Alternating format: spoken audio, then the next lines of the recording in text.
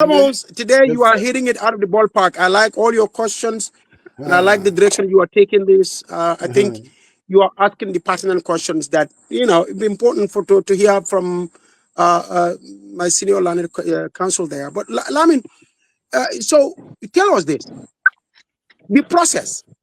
If you were to write a verdict, you are the judge. Now, picture yourself as the chief justice. Now, a case like this has been brought to your court. That is to adjudicate whether make a declaration as to whether the process itself is fair or not.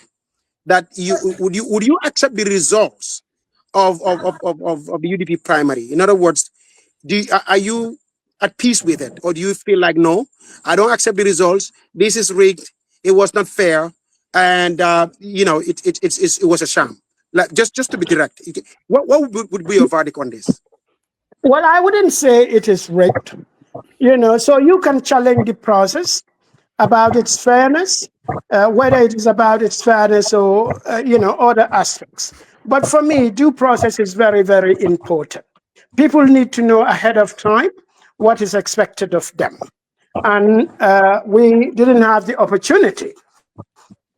I don't know whether there is another process other than having, supporters of Husseinu sitting around the table, people with whom he did and continues to do everything, sitting around the table and judging other people competing against Husseinu. That is the fundamental question they need to look at.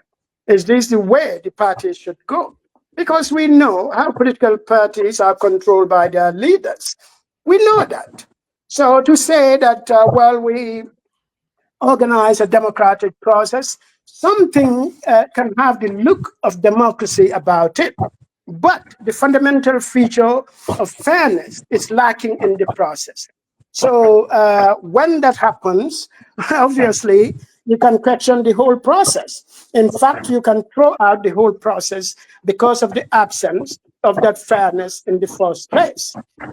So you don't even need to go into the result. Like I said, I told you at that time the reception was bad, so I don't know whether you got it. I said that the outcome of the grassroots consultation with 98.4% for Uselu was wrong. The arithmetic is wrong. If they go back and calculate, they would see that the figure they said Usenu got is about 50 to 55%, no more than that. So how did it come to 98%? 98.4%? It's wrong. They need to go to the figures because we are all the participants were graded out of the global figure of 17,000. Usainu got 16,000. That's what they said. Then if Usainu got 16,000, where did my 2,900 something like that went to? Where did Amadou Sane's 5,900 went to? Where did Boritura's 5,600 something like that went to? They were not part of the figures. I understand they told us that the personal interview before the panel was scored out of 250. But the grassroots, it has a global figure of 17,000. So all of us will have to have our percentages coming out of that 17,000. So you cannot percentage Usainu 16,000 out of the 17,000. But in any case, the arithmetic is wrong. The figures are far, far more than 17,000. Because if Usainu has 16,000, Boritura has 5,000 plus, Amadou Sane has 5,000 plus, I have about 3,000. That is more than half.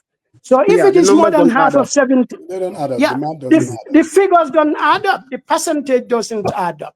So they need to go and look at that process very carefully. And to come back and say, we are wrong, we apologize. Yes. Yeah.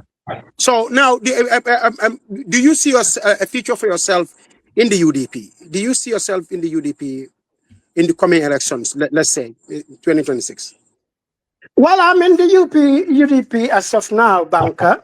But like I said, it's a fluid situation. Let us watch the public space between now and the next month or so. I'm consulting. I'll have to make a decision on my on where I take my political base. So obviously I have to make a choice about that.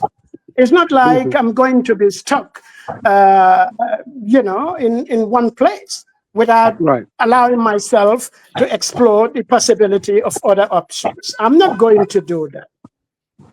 Okay. Thank you.